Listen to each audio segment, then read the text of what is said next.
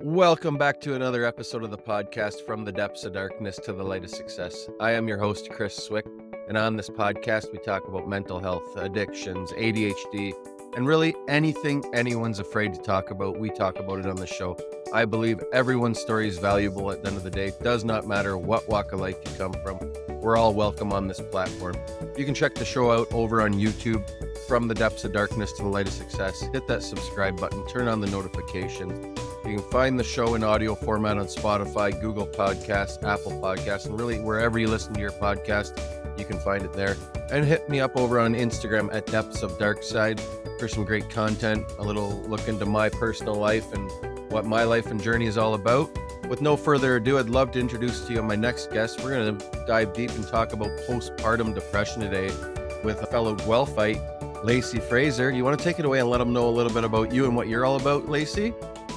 For sure. Hello, everybody. Thank you, Chris, for having me. I really appreciate it. I am a motherhood and maternity photographer here in Guelph.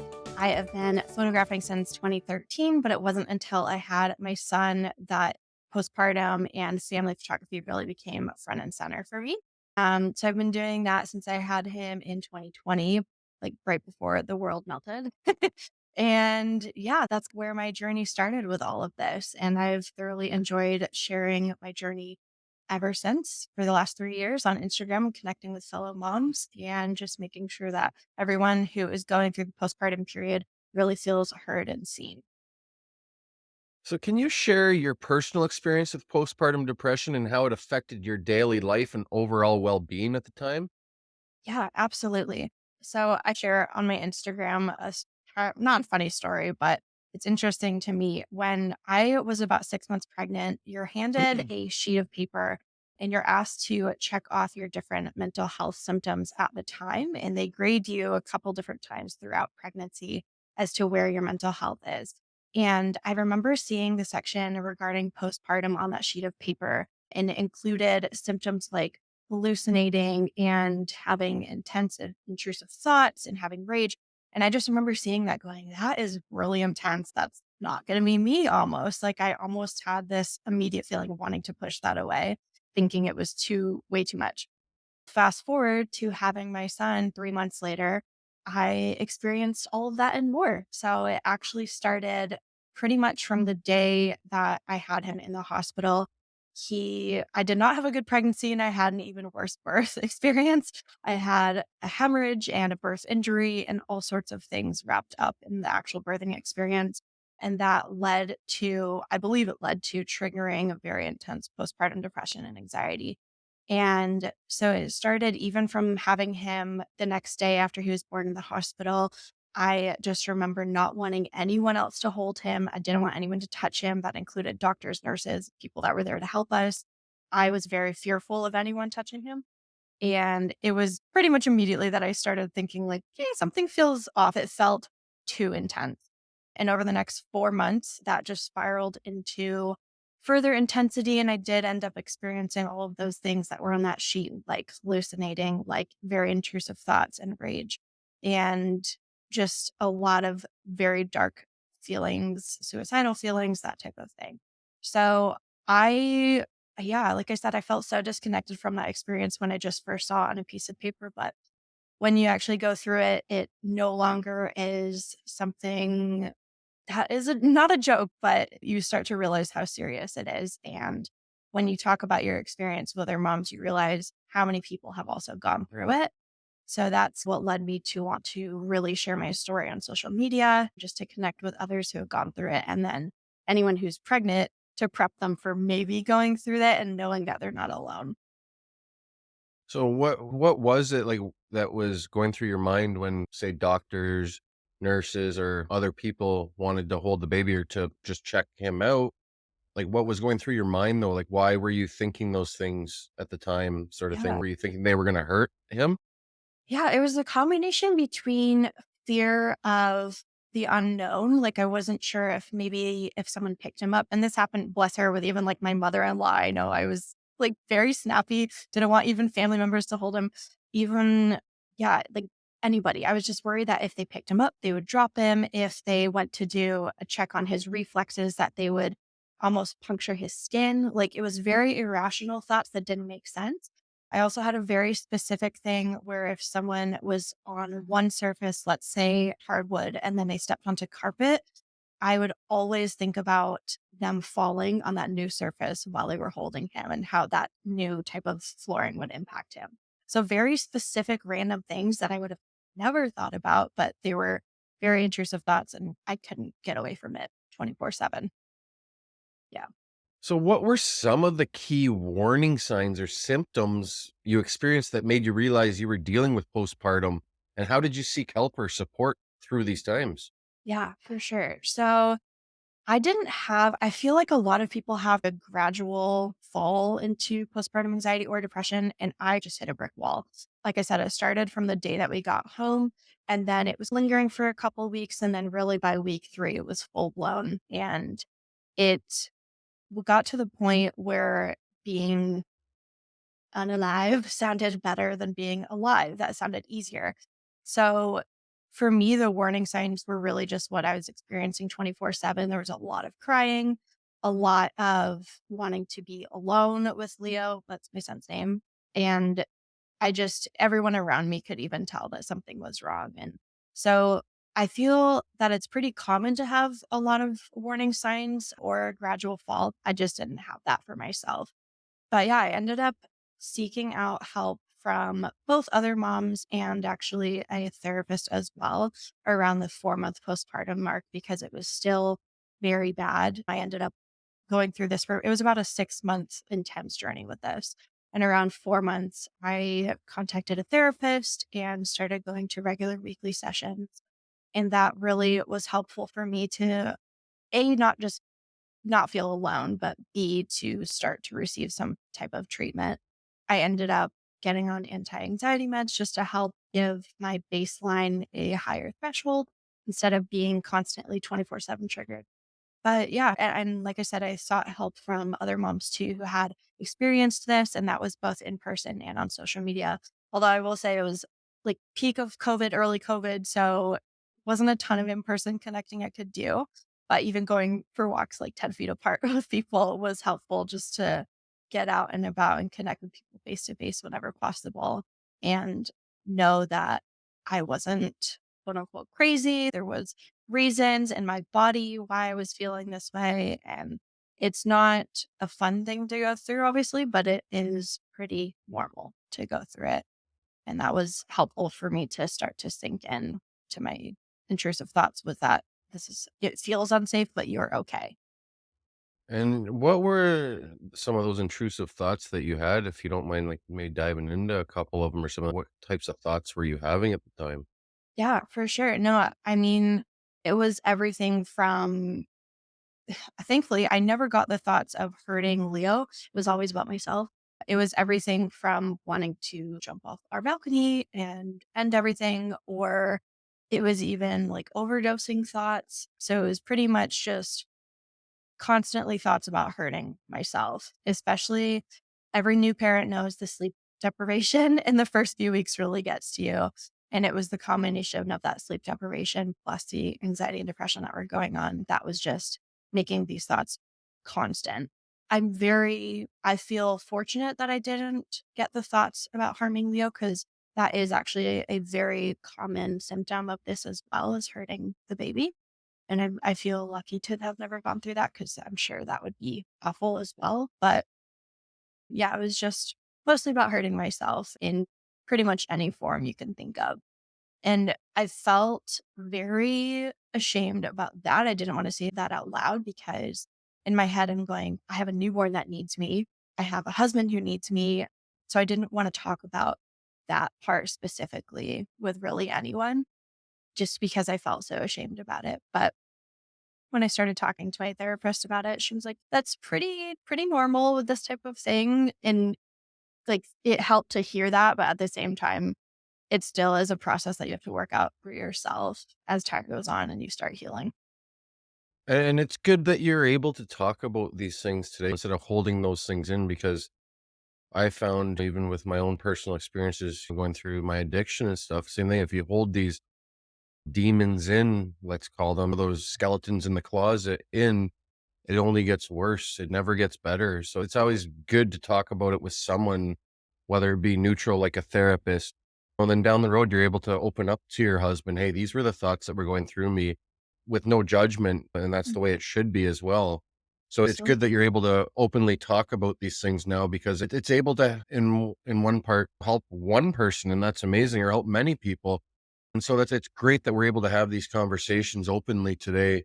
And I believe it helps others as well, whether they're going through postpartum like you have, or depression or PTSD or whatever the case may be. These chats are here to help others, not shame others for how they're feeling and stuff. So I really appreciate you and being vulnerable about those thoughts and stuff like that. So thank you for that. Of course. Yeah, I've made it my like life mission to be as open book as possible because I just feel like what's the point of for myself, I completely understand this is not a lot of people's journey, but for me, I feel what's the point of keeping my story in when I do feel like it can help connect a lot of new moms.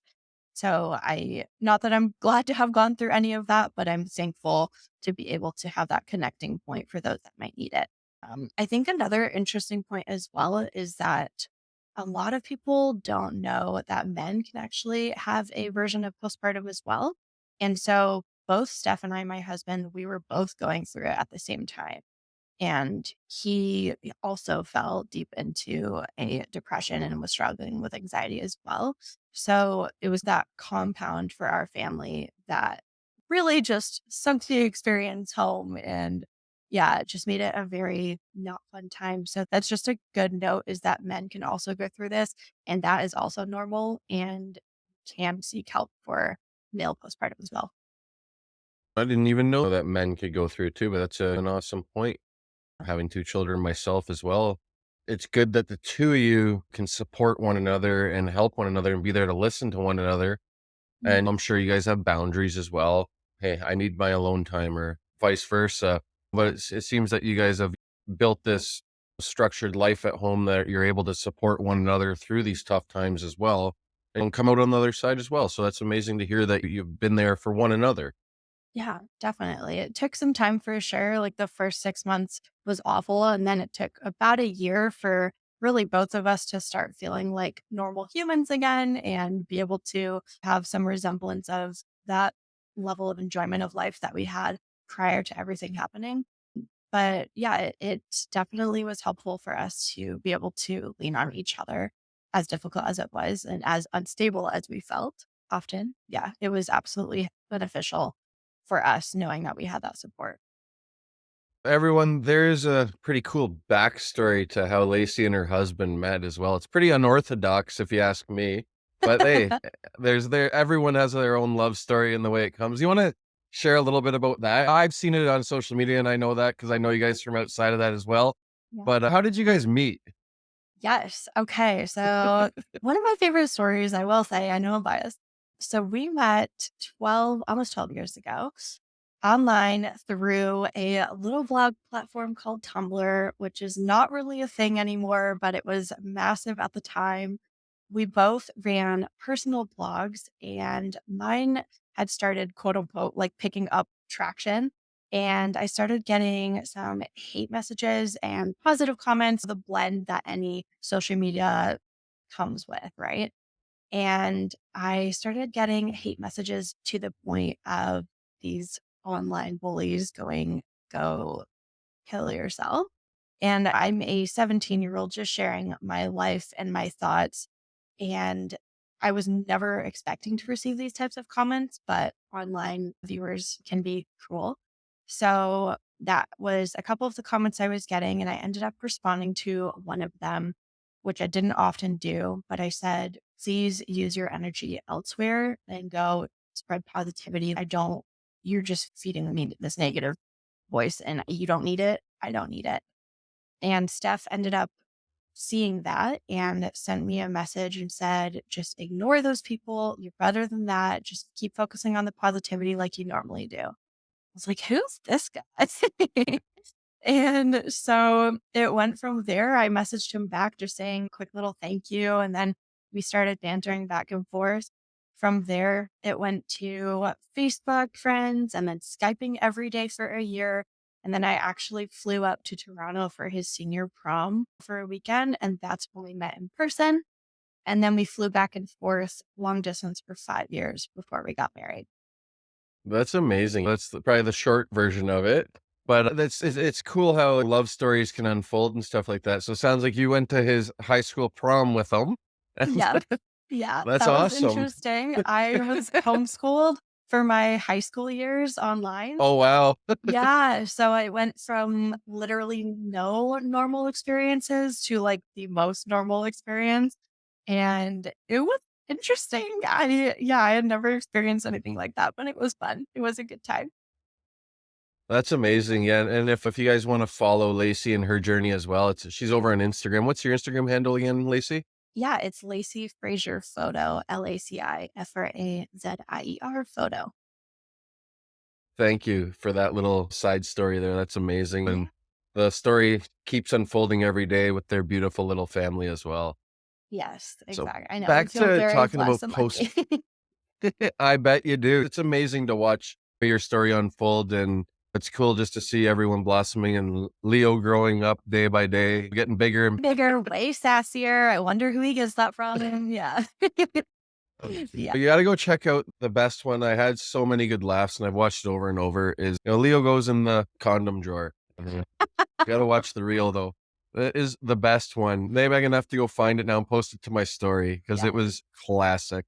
Oh my gosh, I know, and that went, like, ridiculously viral. It got 4 million views, and the comments on that were crazy. I thought it was so funny and, like, lighthearted, but the internet was very divided. People don't have a sense of humor this day and age. We're near. I don't get it. There's so many people that don't have this. You got to really watch what you say, what you do. It's just enjoy Absolutely. life, people. It was a Yeah. joke. It was funny. He's a little. I think he's 3 or whatever. Me No, maybe too at the 4. time. Yeah, Yeah, he was just 2, exactly. yeah. I was killing myself laughing. I watched it over and over many times. Thank you, I thought it was funny, even if the I internet did was, like, too. mixed. That's okay. For all the people that didn't like it, that's okay too. Everyone's entitled to their opinion. They're like assholes. We all 100%. got them. Exactly. Yes. But Um, many people have. oh, Oh, sorry. Go ahead. no, I was gonna say you had started to ask a question prior. Yeah, I did. Many people have misconceptions or lack of awareness about postpartum. What are some common myths or misunderstandings you would like to debunk based on your own experience, if you have any? Ooh, that is a great question. Actually, the point about fathers not going through postpartum, that's actually a big one because I didn't know that was a thing. I think most people don't know it's a thing, and we wouldn't have it unless we had gone through it as a family. And so that for sure is a major one that men can experience a version of postpartum for sure. I also think a huge point is that people think that you develop it in the first few weeks and you either have it or you don't. But that's not the case. You can actually develop it anytime in the first year of postpartum. So, anytime in the first 12 months, you can develop symptoms and they can be mild to severe, and it can actually happen overnight, literally. So, that definitely is a big one as well. I feel like it can be almost invalidating as time goes on and you're experiencing nothing. And then all of a sudden, let's just say it happens overnight to where you wake up totally without rage feeling or intrusive thoughts or any of the other symptoms. You can almost, I think people can almost gaslight themselves out of thinking that this is postpartum and they can invalidate that experience for themselves, thinking that it doesn't line up with that and there must be something else going on. But your body changes and goes through so much postpartum between hormonal, chemical, like literally every way in your body is totally thrown off after you have a kid. So it's always valid no matter when it happens. And yeah, I just think it's important that people know that it's okay. Like no matter what they're experiencing, it's okay and it's valid. Thank you. It's great to know that I didn't know till you told me now that men can go through this as well. And how did you guys figure out, you and Stefan, go, hey, maybe I have it too? Was it just some research you started doing on your own, or was it the therapist that told you? Yeah, it was both really. For me at least, my sister-in-law had really intensely gone through postpartum as well. And before I even gave birth, she was kind of coaching me saying, these are the things to look out for if this happens to you. So I had it in the back of my mind alongside that sheet that the doctor was grading me on. And so once I started experiencing it right away, I knew what was going on. But for step, we actually, yeah, like you mentioned, it was the therapist. We didn't clue in until I started going to therapy. She started talking about it. And I was like, okay, that explains a lot. Yeah, he had never been really having as big of feelings as he had during that time. And there were a lot of tears from him as well. And he is comfortable with me sharing this, just so you know. And yeah, so it was definitely the therapist that got our minds going about it. And his period with that was definitely much shorter and not as intense as mine, but it threw him off for sure because he's normally that very like stable, chill guy. And it threw him for a loop for sure. So yeah, it was validating for him and it was important for us as well. That was mentioned somewhere along the line just so that we knew that it was normal. And what are some of the types of strategies or coping mechanisms in a positive way do you help one another? How do you support one another when one's having a bad day or maybe both of you are saying like how do you support one another going through these times still? Yeah, absolutely. So we actually developed a system without even talking about it where we would take shifts. And it's funny because it wasn't even so much relying, a lot of people say, like, sleep when baby sleeps or plan your day around baby. We planned our day around each other. So if I was having a meltdown, he would take Leo for a while. If he was having a rough time, I would take Leo for a while. And that's how we had to do it. I definitely did not spend as much time with Leo as most new moms. And that is still a hard thing for me, even till this day, just because I didn't snuggle with him as much as I now would have loved to, et cetera, et cetera. Just because I was so wrapped up in my own mind, I didn't trust myself to be able to do a good job. So I often was more than fine with Steph taking him. And then it was almost like whenever Steph needed a break, I would take him just because I was having such a hard time. But yeah, so that's the system we developed was just taking shifts and gauging how each other were feeling on an almost hourly basis. And then as time went on, and once we had formed our little COVID bubble, then just making sure that we were getting some good family time as well and taking some time for one another when Leo was with family, even if it just meant like stepping out of the room to go watch Netflix or anything like that. That's amazing. And it's always good to have those avenues to go down and stuff like that. And I want to say this too, like hey, I still go to therapy too. We go to couples therapy, and there's nothing wrong with that. But recently, our therapist said she gave us this little chart, and she said, "Go get magnets." And maybe everyone else, others that are couples and stuff would like to try this too. But every day, there's two sides, your side and your partner's side, and it's basically just how you're feeling every day between 0 to 10, and you put it there, and you put your how you're feeling every day when you wake up on the fridge, and then you can each see like, hey, this is how they're actually feeling. You got to be truthful about it though too, not bullshit, because you're not fine every day, everyone. No. um some days are going to be better than others, but it's a cool little thing. It may sound cheesy or whatever, but at least you can see how you both feel every day, or how where your feelings or your emotions are at every morning, sort of thing. I think it's a cool little thing to try with everyone too. Yeah, I really like that actually. I think that almost forces the vulnerability that can be challenging to the surface as long as you're like real and raw with it. I think that And you was can also another. ask each other then too, what's going on? Why are you at a 5 or a 6 or a 4 or whatever today? Yeah, What is it that you're feeling? And if they don't want to share, you can't force them to share. Just be there to listen to your partner or vice versa. exactly. Sorry, I And cut that you brings up off. a no, you're fine. I was just gonna say I feel like that brings up a really good point with intentionality too, especially in the family dynamic. Once kids are around, once life is busy, I think it can be a bit comfortable to not prioritize these vulnerable emotions and to deal with your stuff. As life gets busy, it's almost like just rinse and repeat every day. But it's so important to deal with the uncomfortable just so that you can live freer, live happier. And yeah, I really like that idea, especially as a couple unit to just be able to deal with it together and intentionally check in. I really like that. For sure. It sucks. It gets having those uncomfortable feelings or just getting uncomfortable and getting out of that comfort zone, I think, is what helps you grow as an individual. And also you grow as a couple, grow together sort of thing. When go out of that comfort zone or out of your own comfort zones to meet one another in the middle, because it's not always a one-sided street in a relationship or a cohabitating relationship sort of thing. You have to work together to get to where you are. And every day isn't going to be pretty. Yeah. No, not at all. Definitely not. I will say though, I like after going through this experience, it absolutely gave me a renewed sense of appreciation for the good times. And obviously, it's not always going to be happy, sunshine, rainbows in life, as we know.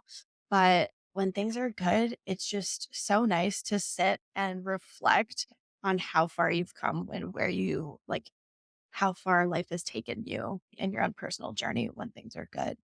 Yeah, man. We need like magnets for how far have you come in life? It's a 10.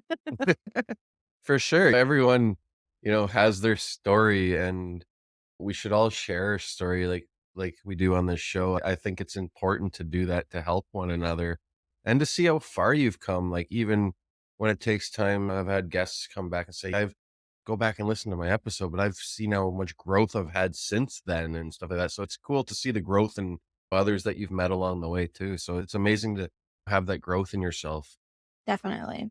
It's funny too, because I was gonna mention, for those that don't know, Chris and I met like years ago when he sold us a car. So it's funny because even just thinking back to that moment, the day that we met you, I was having a pretty bad mental health day. And just remember like when I don't remember, there was a moment we were getting into the car, something like that. You were helping Leo get into the car. And I just remember like having a flashback to when my postpartum was really bad. Don't touch him.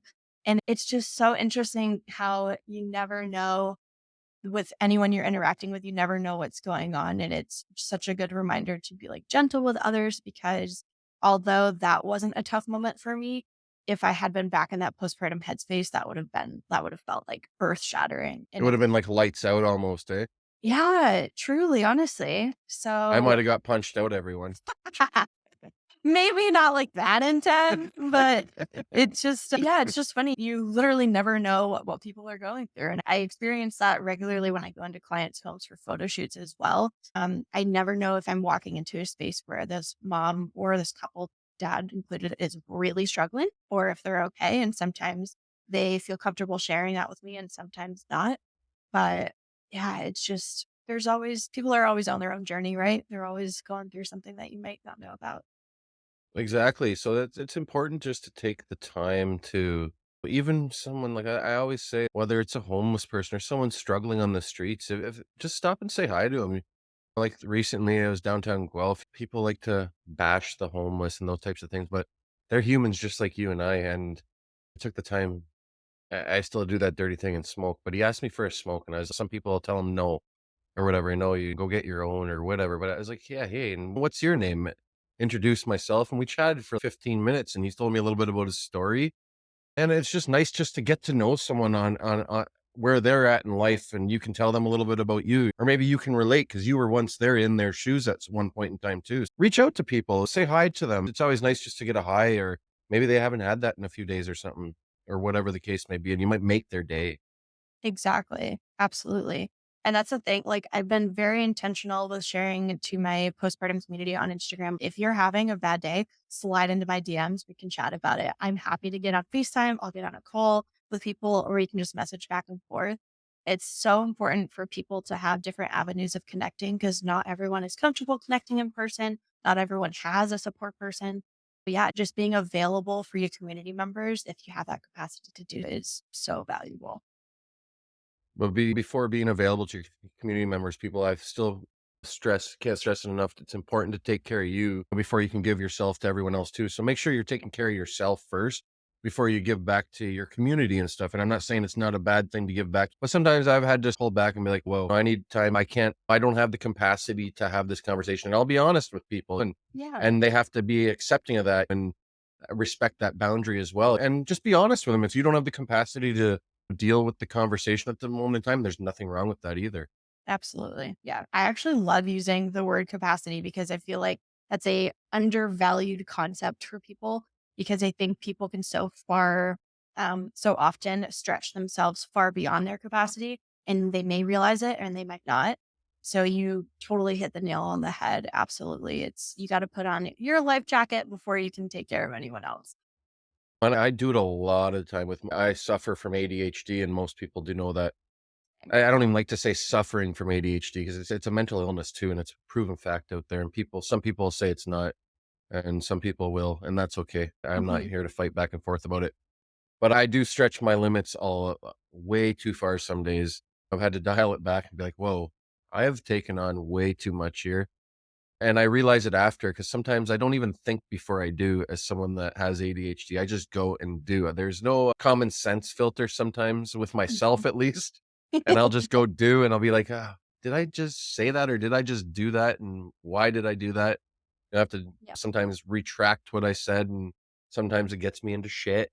That's why I only take on what I think I can handle today. And if I can only handle a little bit of me and that's it, then that's all I do that day sort of thing.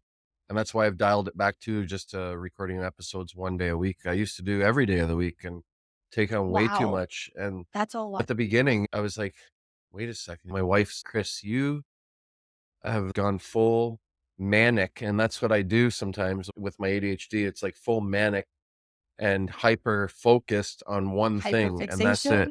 Hyperfixation. Oh, I Yes. hyperfixate on things and I just go and it's gotta be that and it's see, people with ADHD also I need a routine too to an extent, and if you fuck up my routine, then it's like, "Whoa." It's like throwing in I remember when we first went to first started with our therapist and like, "Well, we can get in at this time." It's, "I got a damn podcast I gotta record at the time." I do believe it was actually with you, and I was like, "No, I got it." And then and then my wife's, "Chris, we need priorities, okay? This is priority number 1. This is when they can get us in." I do apologize, but hey, we're here recording this now. Oh my gosh. No But apology necessary. that's where my ADHD kicks in because now we fucked up Chris's day, but we're throwing something else into the loop and stuff, and it pissed me off at the time. But then I had to sit back and think, no, she's right. That's not my podcast is not a priority today. That couples therapy is, and that's when they could get us in. That's when they can get us in. Absolutely. But and then I also get ADHD paralysis where we wake up for none of you that those of you that don't know what it is, it's a struggle. Like I'll sit there and look at even as simple as making a coffee or getting up to leave the house, and I just sit there and look at the door instead of getting up to do it, and I just sit there for sometimes a couple hours sometimes before I even do anything. And the joys of mental illness, mental health. It can be a roller coaster, everyone, but it's a fun most of the time. But sometimes it can Right. be a struggle, and we're here to share about it, though. 100%. I actually had a very late diagnosis in life, my late 20s. Most people get diagnosed way earlier.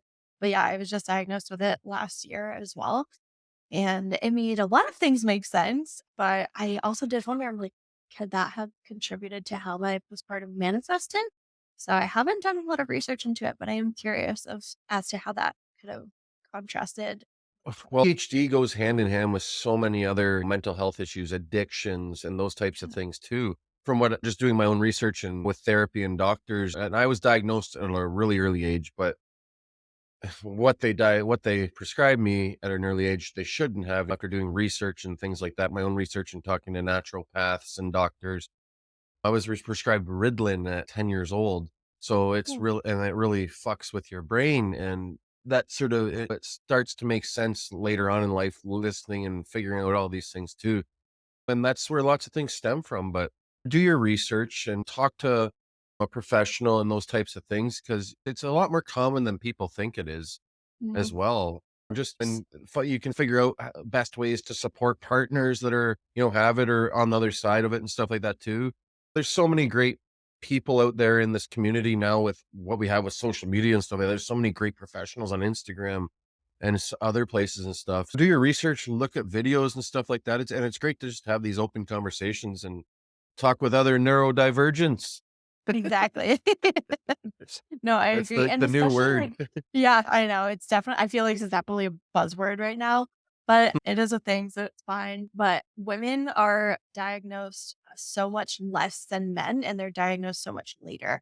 So it makes me sad because I feel like it's such useful information to have in your toolbox about yourself. But yeah, I'm very thankful that there's people like you that are so open about it, that people can start learning and maybe realizing that they might have some extra little spice in their brain that they didn't know about.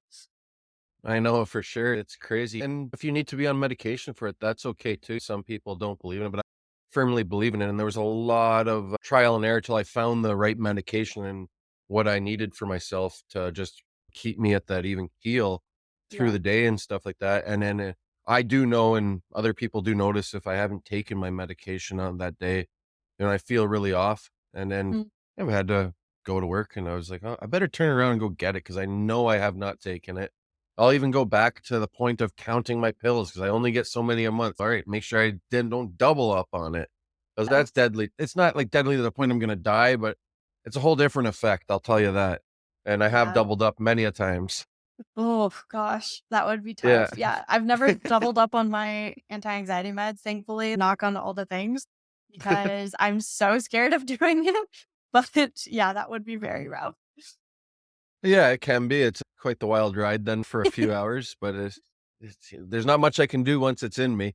And I've forgotten, That's true. and I'm very forget people with ADHD, they are very forgetful, and I'm Mhm. bad for forgetting things, simple little things like, "Can you make sure you bring this home today?" And, "Oh, shit, I forgot again." Yes, Those the simple little things in life. But exactly. be back on the postpartum kick too, it was great to have a little ADHD chat. Recovery Recovery and healing from postpartum depression can be a unique journey for each individual. What strategies or resources did you find helpful in your own recovery process? I know you've talked about therapy, connecting with other moms and stuff like that. Are there any other particular approaches or treatments you would recommend to others who are going through a similar experience as yourself? Yeah. So that's one of my favorite topics ever, just because I think it's so important to have a plan in place for yourself. Excuse me. So, a couple things that I learned both from therapy and just from going through it. Number one is to doubt your doubts. That's something that my therapist taught me. And that just means you don't have to believe everything that your brain is telling you. If you're struggling very bad with intrusive thoughts, it can be very easy to just accept them as fact. But you are almost needing to go through retraining your brain and your thought patterns to doubt anything that is incorrect. And it's very challenging to do, but it's very worth it. Even just as simple as, if I give my son a bath, his head could fall under the water and he might drown.